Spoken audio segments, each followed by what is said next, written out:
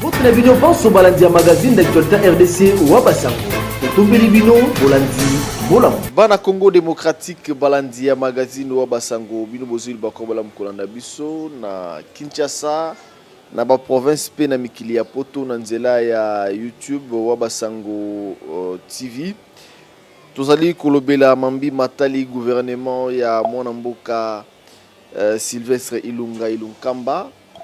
Une semaine après, le ministre Rokota na fonction ko travailler.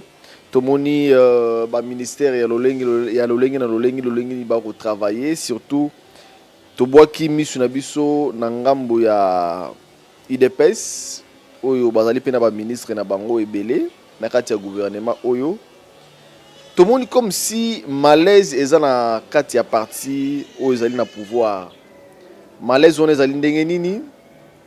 Tokomekana nkoyoka discours ya mwana mboka Augustin Kabuya wazali secrétaire général ya IDPS devant Ligue des Jeunes au basangana ki mokolo lobi samedi.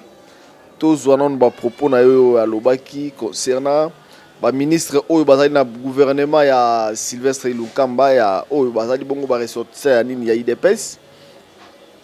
Azali ko exiger 70% Nalina lobelo komoko. Biso parti tolingi ko s'interférer te na gestion ya ba cabinet ministériel. Toyo kana bien place wana. Aucun ministre a passé un concours pour comme ma place à Zawana. Mais nous sommes surpris. Ya koyoka ba mususu baza ko instrumentaliser ba membre na bango ba famille. Bafinga biso ndenge toza miyibi tolingi koteka ba poste wana potozwa mbongo c'est du n'importe quoi soki ezaka pona mbongo mutu netinga nalinga ko décliner offre ya mokonzi ya mboka pona za la ministre te natika na parti mbongo nini tokoki kozwa na ba poste ya ba conseiller na ba cabinet ministériel c'est de l'ingratitude. Ba o ba yao bokomona toko désigner kaka batu bazana kota na bango à 30%. Et puis o tozo sala wana ezana ba parti politique mususu ba faire signer ba ministre bozomona na gouvernement ba lettre de démission avant même à côté en fonction ba faire signer lettre à démission biso na IDPS to sali yangote. Mukolo ya kozana bango d'accord te batie kaka date esili boyeke muto asote na ye na parti. Alors tokozwa mwana mboka Amisi Makutano azali vice-président ya Ligue des Jeunes ya IDPS elongo na ye to mesana kosolola kobeta masolo ya parti to mekana koyeba eske maloba oyo Kabuya lobi apelisi moto ou bien risque ezali parti wana to mona yango epanzana après mikolo ezali koya. Bonjour mwana mboka Amisi. Bonjour les journalistes. Bonjour Pena Baoba Rosali Bakwe Rolanda Biso. Bonne santé. Kimia. Voilà santé dali kimia to comprendre Amisa ko répondre na moi bakanda to ebite to retourna epé kanda on ko uta wapi. Ndeko Amisi Makutano boganga ki ebele. Na lobaka toujours boganga ki ebele na répétera na époque ya Kabila bolobaki Kabila ko sala mabe. Kabila bo condamné na ba niveau nyonso alors lelo bo koti na pouvoir IDPS boganga ki. Une semaine après, tout le monde désordre à Kosaranate na kati ya parti na bino bozali ko réclamer 70% ezala na noté et bozali ko pesa déjà embargo na ba ministre na bino ba lobby soki ba répondre te boko sanctionner bango. Merci beaucoup ndeko journaliste na banzi que mutuna na ezali na importance ebele mais loko etikenga mwa muke ya koloba ke une semaine après to komi ko imposer ce n'est pas l'imposition. Toujours ça la politique. Et tant que toujours ça la politique est dans la réalité. Entre autres, il faut qu'on respecte les principes sacro-saints où il y a parti politique et surtout, biso ba étoilé ba social-démocrate ezali lingomba oyo et ba kapasi ya moninga pasi na ngai. Et que batu oyo lelo parti a placé bango que ba représenter parti na niveau ba ministère respectif. basali ni concours te, basali ni eloko te, baponi bango batia bango. Ils ne sont pas aussi intelligents plus que tout le monde. Yo tambolo ebisingane. Bisiko zo tambolo bazo tuna pona nini amisi ba nommé ete. C'est pour dire il y a des gens qui ont des considérations vis-à-vis Amis. Mais ceux qui bango batie bango et c'est que to betela bango maboko. Oh ngana lobaka toujours chaque jour, il faut savoir accompagner parce que vous serez aussi accompagné. Ce n'est pas la fin, ce n'est qu'un début. Et c'est très déplorable. Très déplorable. Il y a comme on a que certains de nos ministres bah comme ça bah exigence ou ils allaient dignité. Ça ce sont des pouvoirs purement politiques. Et qu'ils allaient pouvoir politique, il faut qu'on respecte aussi ma décision politique. IDPS, ils allaient partir, ils allaient corriger des millions et des millions de Congolais. Tant que lobby n'a que Zala n'a monté un ministère, c'est pour permettre aux autres Congolais de pouvoir, moi ici, battre les mains, on peut gagner le fruit de la détermination du combat. Oh, et Salami, tout au long, il y a 37 ans.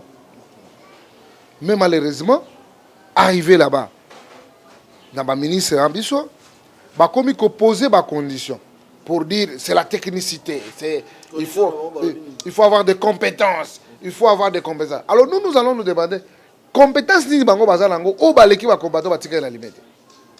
Quelles sont ces compétences? C'est contradictoire. Mais bisotolobi, il y a encore le temps de mieux faire parce que nous devons respecter tous ces gens qui au batika biso tout au long du combat oyo parce qu'on aspirait un jour arriver à l'alternance au Ezali, victoire dans Bissolelo. On ne peut pas se cacher. Au Ezali, réalité Ezali, tozala ki na bitumba, tolongi. Mwana nyoso, oyo, a parcoura ki chemin wana, azana droit na ye, esengele azwa. C'est pourquoi. Mais vous avez belé poste ezam qui est bino mo bolobi, vous allez parti à masse. Plus de combien de millions bolobi alors bah pour ces arabes ceux qui combien au ceux qui 13 à pam alors pour satisfaire partie mobile mais pour satisfaire 70%. Balobi moi non akabaka ba yebaka na biloko amike exactement il fallait tous au gouvernement mobimba pour yebaka non ba to ba kozwa misala l'épée qui nous revient ba combattre c'est qu'il va se retrouver na carte au moni na likambo yo to kozwa ngona deux volets peut-être esprit managérial des angi. Certains d'entre nous. La partie. Certains d'entre nous. Pourquoi je dis ça? La seule des choses, il faut privilégier le dialogue entre nous, de se dire de vérité, les tenants, les aboutissants. Pour dire, si on prend ça, nous allons servir ça. Mais dans Katia Likambo, il y a aussi des procès d'intention. Batomsou Bakani, c'est que ceux qui partent récupérer 70%, il y a des gens, Oyo, Bazako utiliser 70% à partir pour n'avoir fin privée na bango, pour n'avoir fin propre na bango. Mais moi je tiens et je continue toujours à croire à la sincérité de M. Kabouya parce que quand il part, vous allez ressentir l'amour. Il y a Moutou et Alingi quand même combattant, bazwa misala. Amour ou attaquer banani ba ministre Moussous Balobi, ba oyo ba yende bazali bien éduqué, ba oyo batikali ba rata éducation. Non, il n'a pas dit ça. Il n'a pas dit ça. Il a fait une mention spéciale à ces deux ministres qui sont des jeunes. Parce que moi, je ne cesserai jamais de le dire. Les gens qui vont accompagner le chef de l'État fidèlement ou accompagner le patrimoine aux alliés des pèses, ce sont les jeunes. Mais ce sont les jeunes qui ont l'esprit et l'âme de ce parti. Tous ces gens-là, tout le monde a vu. Est-ce que le secrétaire général a contacté le ministre Wana que nous tous en réunion jour tel bino soboya et devant banani ba membre ya IDPS ba jeune to solo là bango ba boy koya donc DO ka baye mbalamo ka boya féliciter bango anier. Je tiens à te rassurer cher ami soko moni un responsable a commis koloba makambo wana yeba que quelque part a blessé. Ça ne commence pas aujourd'hui. Parmi ces gens-là qui sont nommés, ils développaient un discours pour dire les jeunes n'ont pas d'expérience. Et il avait parlé devant moi. Les jeunes, non, Amis na Longolio. Mais, les jeunes, basant l'expérience, moi j'ai dit, ça c'est une façon de se moquer contre cette génération ou à se déterminer pour chasser M. Kabila au pouvoir. Mais les gens qui sont ministres, ceux qui parlent en émission, ils sont orgueil zangatina ba koma batu pamba ba papier pamba Le patrimoine que nous gardons aujourd'hui, il y a un des salis qui sont comme à pouvoir. Vous jouez avec les combattants. Vous voyez si les combattants ont la compétence. Ok. Tu as la compétence, tu vas chasser tout le gouvernement. Et puis, on aura de nouvelles figures. On peut sur le meilleur d'eux-mêmes. C'est pour dire que tu as un respect vis-à-vis de Baïné Nabiso, parce qu'on comprend, le combat n'a pas commencé aujourd'hui. Nous avons un temps à côté. Mais, qu'on ait en considération les combattants, qu'on ait en considération la jeunesse, non. C'est un peu subversif. Parce que moi, je ne peux pas accepter que Biso, tu allez accompagner la Koulout. Mais ce côté de la marche, tu vas okendete. Dans la manifestation, tu vas okendete. Biso, tu es toujours dans l'avant-plan. Mais, tu vas pas servir Bango. Tout le goya, biso peut te gozoa. Ton dimi na biso. Parce que nous avons accepté d'accompagner les autres. Mais malheureusement, acte posé par Batouana, les débits déjà est commis déjà mabé. Même si Bakoki commis tala na sima, déjà ça sent déjà mauvais. Entre les dirigeants au Bazaki, censé y a qu'à garantir l'intérêt à combattant, mais vous commencez à ingérer les combattants, bazan expérience té, bazan compétence té. Yo tang sanani. Au même moment dans la classe. Ne fils que vous avez créé toi na combat il faut applaudir. Tout le monde qui a Kabila yakiawa ayakiawa kota kia non bazako changer ba cabinet du huissier jusque likolo. Tout le monde qui ba diplômé na kati mboko bazaki ba ministre. Est-ce que le gouvernement n'a pas marché? Mais comment il faut qu'on étaler les gens comme ça? C'est comme si bango ne bazana ba capacité de l'équipe. Je dis non. Pour ce qui concerne aussi les intérêts de la jeunesse, nous aussi nous devons nous battre pour dire nous étions à l'université, nous avons des diplômes des universités et ils ne peuvent pas jouer avec nous. Nous sommes là comme les gardiens du patrimoine et je le répète, les seuls groupe ou la seule génération qui répercuté fidèlement le vœu de Tshisekedi parce que nous sommes de la social-démocratie. Il faut passer à Mouninga. Batouana au Bakosala yango, c'est la seule génération au Bisotwali, nous qui sommes les jeunes. Nous avons une référence. C'est pourquoi dans la vie, si vous n'avez pas un inspirateur, vous allez inspirer. Ce n'est qu'un début. Est-ce que moi, Mboka Augustin Kabouya, secrétaire général à l'IDPS, a corrigé le solo na bande kouna ministre na rotoro bani na kati ya chambre ki aya na ngombala mona salon isika bana bazali ya beta ngomé libre boye o tomoni na ba réseaux sociaux et sali vraiment buzz et sali pe passi na ba ministre muso déjà baza en fonction alors na une semaine ya pamba soki tozui 1 mois 2 mois 3 mois toroka Augustin Kabouya benga tantôt ba combattre ba la marche contre ba ministre na bango pour pas démissionner. Mais exactement, rappelez-vous le jour où tout ça là qui deuxième anniversaire et à Liwa, c'était le deuxième anniversaire et à parti, non, c'était l'anniversaire du parti où tout ça là qui n'a esplanade et à parti. Quel a été le dire du président Aïe? Alors qui clairement, il dépêche à cause de la balabala pour na motonyoso. Oyo nyoso a gérer mboka malamote, c'est l'oba entité ou a pesami, mutunyoso a gérer ba intérêt ya mboka te mutu nyoso ako s'écarter na logique ya gestion ya mboka na biso. Je crois que akozwa mbanonae pour lui rappeler à l'ordre ya kolobake en congolais et l'IDPS appartient aux combattants. Tokondimate muke oza ko revenir na ba combattants mutu moko a bloqué yango asala makambo na lolenge na ye non plus. Je crois que nous sommes en train d'observer to ali kotal pour tirer toutes les conséquences possibles, parce que ce sont de grandes personnalités, nous le savons. Mais avec un comportement comme ça, moi je vais les techniciens. Yo les techniciens.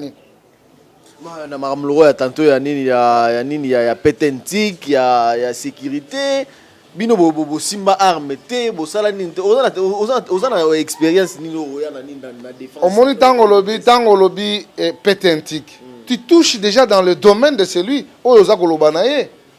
Sur le plan de la nouvelle technologie, de l'information et de la communication. Qu'est-ce qu'il y a? C'est une imitation. Et d'ailleurs, pétentique pour l'instant est comme le col archaïque. Parce qu'aujourd'hui, nous parlons du numérique.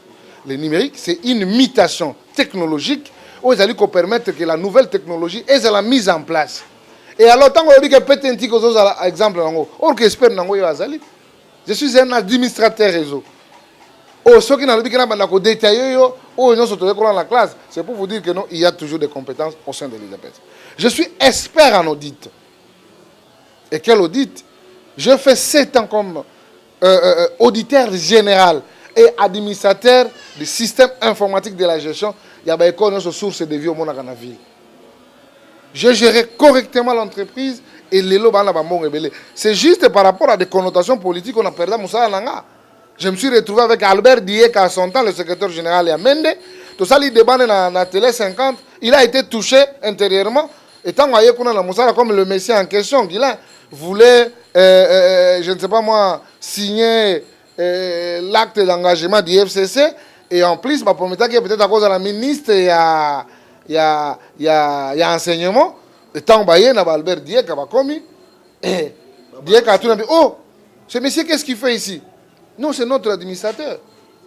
Mais au mois de juin, j'ai été remercié. Gloire à Dieu, mais aujourd'hui, nous avons le pouvoir. N'a coquille jamais collé l'angote. C'est pour vous dire, il y a les opportunités pour tous, selon les compétences. Et les compétences, il y en a, mon frère. Compétences, c'est l'équipe Koyamba Mundu qui a chaudé les atteintes. Affronter l'armée à son temps avec le tout-puissant Kabila. Non. Parce que s'il n'y avait pas ce courage, on ne pouvait pas avoir le pouvoir aujourd'hui. C'est parce qu'il y avait une génération qui s'est déterminée pour que toi en finir avec M. Kabila et qu'on conjugue une nouvelle ère où il y a alternance tant entendue par notre peuple et que l'élo c'est une fierté pour le père fondateur Bissika Azali. Je crois que Nzambe a réservé une place de choix pour Tshisekedi par rapport au combat qu'il a mené et que l'élo qui a un changement et l'alternative crédible de l'alternance dans notre pays. Je cite Félix Tshisekedi Tshilombo, chef de l'État, l'homme qui est assis dans souka nango ba komo bakisa béton parce que nyon saza ko sala bilembona po o effacé ango mon frère indéniable. Balobi Augustin Kabou azali ko imposer 70% à parti yende muto ko constituer ba liste organigramme ya ba ministère alors ya na bato ba kopesa mbongo po ba komo na bango ko ta na place wana alors ba ministre peut bâtir bloc ba bi non. Moi, je pense que je dois demander à nos excellences, ils doivent se remettre au parti. Ils ne peuvent que tirer toutes les conséquences, ce qui va monter preuve. Il y a que nous bateau, batiner les biseaux, bah bango ba combattant, to baza ko répondre. Ce n'est pas en amont qu'on doit décision. Il y a un monde à Kabalobi, mbongo ya nyongo, bachela ngoma ya fufute. Ah, watu ana pouvoir. Laisser la latitude au parti, bazo à 70% na bango. D'ailleurs, IDP c'est ali large. Ba parti musu ba si ba signer batou, ba acte d'engagement na ya démission. So ke kala, on ne ba sa discussion boy, ba cheka date au longwe. Et qui n'oublie pas que nous sommes dans une coalition. À tout moment IDP à côté ma au longwe. Aux électrons libres kuna, c'est l'IDP qui vous tient. Non, bon, pour Nani n'a confiance à chef. Non, Tshisekedi n'a jamais été dans la forfaiture. Il faut respecter son excellence, monsieur le président de la République. C'est un homme cohérent. Bango ba kansakate que nous bango ne bango na chef de l'État. Bisous tout le monde mais nous devons respecter les partis. À chaque moment, le président, si vous êtes avec lui et qu'il y a un problème, c'est pourquoi il les a remis ici. Bako tempérer bango nyoswa no sakana, ba honneur bako nango kuna. Mais ça sent déjà mauvais. Ceux qui remaniement yé, bango tout ba olongo. Bango tout ba olongo parce que baza ba enfant fidèle. Pourquoi ba remaniement bon on kana une semaine à Pamba alors que bandi ko ba travailler. Remaniement ko ça matin un mois.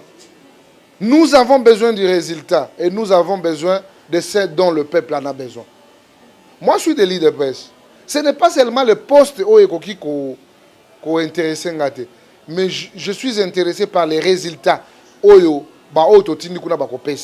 Mon cher ami, moi je le dis toujours, même tous ceux qui sont aux côtés du chef de l'État, ils doivent faire attention. 2023, ce n'est pas 2030, c'est d'ici là. Le président de la République sera devant la nation congolaise, devant le peuple congolais. Ce n'est pas cette histoire de FCC cash là. Non, on ne va pas demander FCC cash. On va demander Félix Tshisekedi Tshilombo. Je suis le général fidèle et sûr. On a posé poste. Non, même à l'élo na suis poste, je resterai fidèle dans parti nanga. Je suivrai les injonctions de mon parti. Parce que normalement, nous sommes dans un parti où il y a les principes, Les principes, on les a dans l'écolo. C'est nous qui sommes habilités à respecter les principes. Mais ce qui est l'autre, ça fait la honte. Ça dit, on n'a rien percuté fidèlement et je vais garder les intérêts de l'UDPS. Non. C'est même quand on nous envoie que aujourd'hui on doit marcher.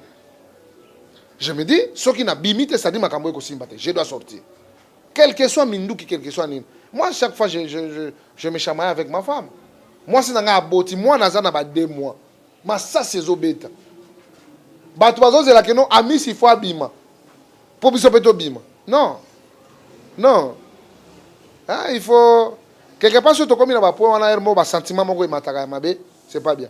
Donc, ils doivent respecter les gens. Beaucoup de marchatés. Beaucoup de vous là, les ministres, vous marchez. Nous, on a été sacrifiés pour vous, que le lobby ne va pas dans l'encontre de la prochaine partie. Ah non, là, il faut décider.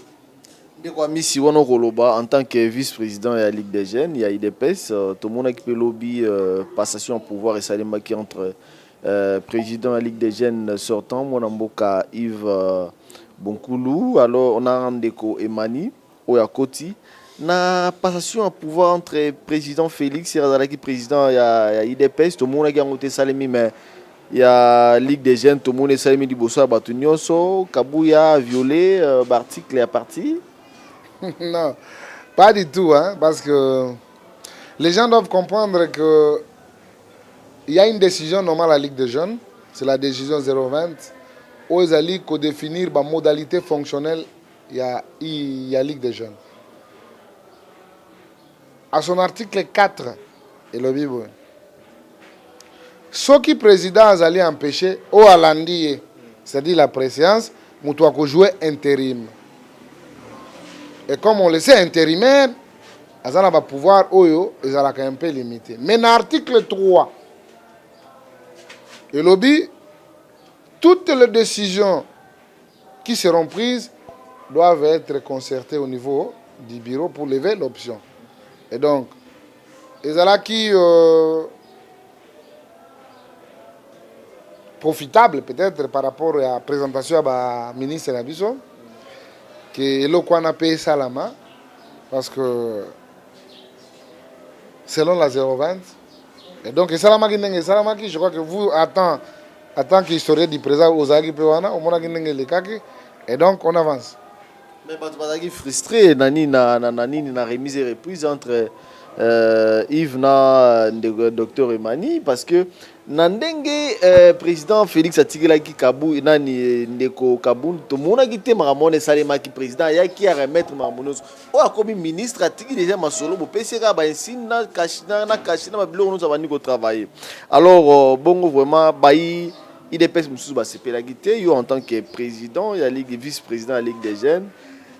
Vision na bino oyo na président asika obo travailler pena pour la jeunesse et nini parce que ba jeune ebelé a IDPS ba na misala te ba kolela oyo ba ko luka ba misala par-ci par-là bato ba bundaki bazwa ki ba gaz alors les lobos na pouvoir les lobos na ba ministère les lobos na présidence ba IDPS ba kolela toujours ba jeune misala les até alors bino ba tie lelo na nini disusu aux ongles sous en fonction en tant que vice-président de la Ligue des Jeunes. Vision à Binozani pour nous ça na jeune Obana Misalate. Bon, je crois que nous ne sommes pas des électrons libres, nous sommes dans un parti politique. Et à chaque fois, les présidents nous rappellent toujours l'amour entre nous. Et là, à Liboso, nous devons rassurer les jeunes que nous serons à la hauteur et à répondre positivement à la demande. Ça, c'est un. Dédé, je ne peux qu'exhorter tout le monde. Nous devons être sur le terrain. Vous comprenez? Il faut être sur le terrain. Comportement d'abisso. Et puis ça va tout le monde envie à quoi IDPS. Parce que ce n'est pas que tout ceci qu'on recrute, non. L'IDPS maintenant, il faut aller 3 fois IDPS avant pouvoir.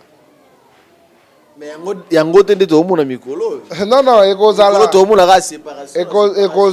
Ekozala. C'est ça parmi les lignes. Je dois rassurer. La Mouka, FCC, c'est à l'IDPS où il faut Toya, Tosangana, pour Tokende Liboso. Donc il faut vraiment recruter, il faut avoir beaucoup de gens, il faut une vision, comprendre que veut le chef de l'État. Nous devons implanter ces partis parce que la charge nous revient. Tu es belé, par exemple, à partir de la lembi. Non, non, non, non. Moi, j'ai besoin de voir ce patrimoine tenir debout jusqu'à l'éternité. Parce que quand j'ai adhéré dans ces partis, mon cher, ma famille, je suis quelqu'un qui a subi des choses dans ma famille parce que j'aimais l'IDPS. Et en aucun cas et à aucun moment, je n'ai sacrifié l'intérêt à l'IDPS. Je suis toujours fidèle. Je n'ai pas souffrir. Mais l'IDPS est à Liboso. Et aujourd'hui, nous allons recevoir les autres dans le village, dans Chabunda. Ah! Papa nzambe apambola yo. Ngapela isi bango. Bino pe nzambe apambola bino. So mutu atuninga. Siko okobosa na biso te. Ngabi bon, na kobosa na bino na nini? Parce que pouvoir toi na ngeza politique, bino bosaka politique na ngate. Na kopia bino ni. Na le logo pesa bino te. Ma famille, ce sont les gens à qui nous avons risqué ensemble. Bato to tambola ki na ba pasi, bato to soutenir ki parti na biso tina souk. Ça ne sert à rien. Oya ko bisango en tout cas, je vais vous oublier correctement. Solo, je vais vous oublier parce que moi, je suis Tshisekedi convaincu et convaincant. Oyo Nyoso a participé à combat Tshisekedi, c'est mon frère. Oyo Nyoso a Bundela Kimboko, c'est mon père, c'est ma mère. Donc ça ne sert à rien. Je vous dis, j'ai réussi. Na manyema babengi naza kuna ma SMS en tout cas mzee unakuwa mkubwa kabisa ngabe pona ide pesa na sina mati quelle que soit la réalité eza mususu mais je dois toujours voir yo ezalaki nini problème parce que baimboka ebele bazali kozela nomination ya Miss Makutano na 5 € wana bavandière nomination kosalema na fin à Miss Azate alors baimboka ebele ba regretter a Missi akutani na trahison na kati ya na kombo bendenge nini kombo na ekota ki me batangi ete azalaki éliminé. Non. Tolengi, il faut tous être cohérent. Je suis dans un parti politique. Mon tour viendra. Bako nommé. Na pesa bato adage na ipsa bango. Omoni mbunda. Soki ba ibi mbunda. Kocha no makelele te beta. Kobeta, je crois, na recevoir peut ma plainte wana ebele. Ngana lai candidat na ngiringiri awa. Na salaki 12 140 voix. Do simananga na zana 12 140 voix. En tant que mutu alingi ke IDPS ke ne liboso peto garder toujours espoir to salaki. Nous avons l'obligation d'aménager Bazouana et ça les sous fois 3 fois 4. C'est ça le vœu que j'ai. Et on ne peut que faire ça avec les moyens. Mon tour viendra. Et ce n'est pas encore pour longtemps. Donc, il n'y a pas eu la confusion, il n'y a rien. Il faut savoir accompagner. C'est toujours les Amissi. Baza toujours na carrière ya Amissi. Baza toujours ba Amissi. Et on est ensemble avec eux. Et donc, soyons rassurés que Mbundegobeta. Je crois qu'il y aura un message. Au de l'année, déjà, les carottes sont cuites. On va comprendre que le peuple a besoin de Miss, mais ce n'est pas encore pour longtemps. Nego Amis Toromo qui est presque na souka émission, président de la République, bientôt à Bruxelles.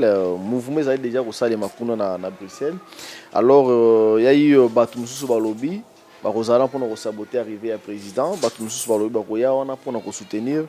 Président na bango ba mona yendengeni ba ko yamba na honneur yo en tant que l'issue à aigle mona musika arrivé à président ko le kandengeni ni liste PO batindi déjà les kimulai dépense mbongo belé ko sakanate ke déjà na trésor public ba voyage wana et ko apporter na RDC et l'ONU.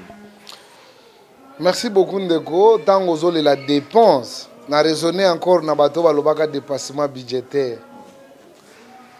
Bandakala na ibsa bango en tant que gestionnaire, il faut attendre le gouvernement.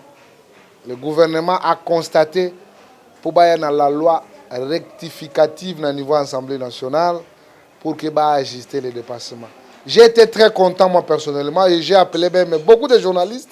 oyo nakutanaka na bato moko balamuka sans matière, sans quoi na teyaka bango na média bandimaka te. Mais nous avons suivi le ministre des budgets. Tant qu'on a répercuté ma il y a de cela 4 à 5 mois. Oh, Félix a ça, le dépassement budgétaire. Il y a failli la calculé. Batala moka boyebi calculé. Bino tout bo landanga boyebi na bino logote. Na l'accès bino ke biso to kene bina na classe à solo. Je leur avais dit, le programme de Tshisekedi n'est pas égal au programme de Kabila. Les urgences de Tshisekedi ne sont pas les urgences de Kabila. Tellement qu'il y a déjà budget qui voté. Et que si vous constatez que le président de la République a fait un dépassement budgétaire, la seule des choses, c'est la loi rectificative qui viendra pour pallier notre dépassement. Mais je crois que et j'ai aimé les ministres du budget. C'est par ici, je comprends que le chef de l'État n'a que sa jeunesse pour l'accompagner. J'étais le seul pour défendre cette thèse. Mais aujourd'hui, c'est une réalité. Mais c'est parce qu'à Missi Moutaloba on ne peut pas prendre ça en compte. Yango on a félicité Madame Kelly Kunte. Oh déjà après ça une nomination à Radio Kapia. Tant émission sur les en tout cas professeur à Miss à comme professeur. Mais dans 5 ans je serai professeur parce que dans 10 ans je serai le président de l'UDPS et candidat président de la République dans le compte de l'UDPS. J'y travaille durement, quelle que soit la volonté des gens au Bakulingana Zalate, mais je serai. Tellement que c'est un chemin taillé par Dieu. Je veux présider aux destinées de ces pays. Et pourquoi pas destiné.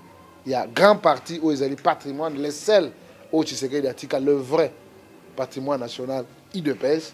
Je suis fier parce que parti on a côté ngo moi na makasi na terrorisant na lata yango na mela yango na teya yango et donc je ferai le meilleur de moi-même pour que je sois l'exception de ce parti et que les jours où Tokokekuta na Tshisekedi il va serrer la main pour dire j'avais les seuls et fidèles, c'est Amissi, qui aujourd'hui préside à la destinée de ces partis et pourquoi pas de la République démocratique du Congo.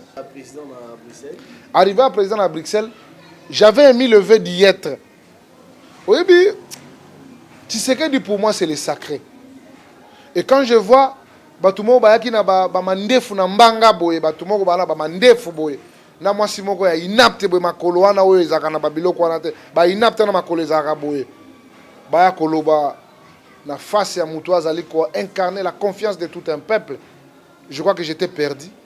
Et surtout, dans les cas se rendre kuna pour na Moutouana tche mbanga lokwa buruet wana boke chuana zana ba mbanga lokwa buruet inapte talibumu na ba forme mabe ba que ne ko toucher les sacrés. Je devrais être là. Mais j'ai pas compris ce qui est arrivé. Mais je sais que les combattants vont répondre positivement et pas à Mokonzi. Il va arriver, mais on a fourni les efforts pour que ne fût-ce que 20 jeunes. Pour toi qui n'a besoin de te kangaboke, tu as un Kisasa. Tu as un bouquet, tu as un Kisasa. Mais, tu vas savoir que tu habites sur les en connivence dans bouquet. Pour Baya, on a se préparer, tu as un Kisasa. À répondre, à comprendre que to mela pena ba violer lisasi ya solo to zwa yango biso ça ba opposition ba tomate te ba opposition tomate to sala yango te to sala pena opposition clair. Et moi qui vous parle, je suis allé chez monsieur Kabila na bureau na ye, je suis allé lui déposer une lettre, monsieur vous devez quitter le pouvoir. C'est na comme na batawana, je prends mon téléphone, je publie pour dire na laki famille na ngai na laki ba na ngape na laki mboka na ebisi bango ceux qui nazongi ceux nazongi pété na ozonga pété. La quota palais de la nation, j'ai donné à M. Kabila la lettre qui doit quitter le pouvoir. Bino bossa ba opposition ba 8000 km, boké bosomi ba tomate na bino na ba maki. Vous jouez avec les gens qui ont risqué leur vie. Nana kanda makasi pona tikale, c'est pas grave. Mais ce n'est qu'une partie remise. Chef de l'État vous a très bien accueilli. A ozonga peu bien. Na suka nango to traiter problème wana inbox. Merci beaucoup. C'est ngam na remercier bien.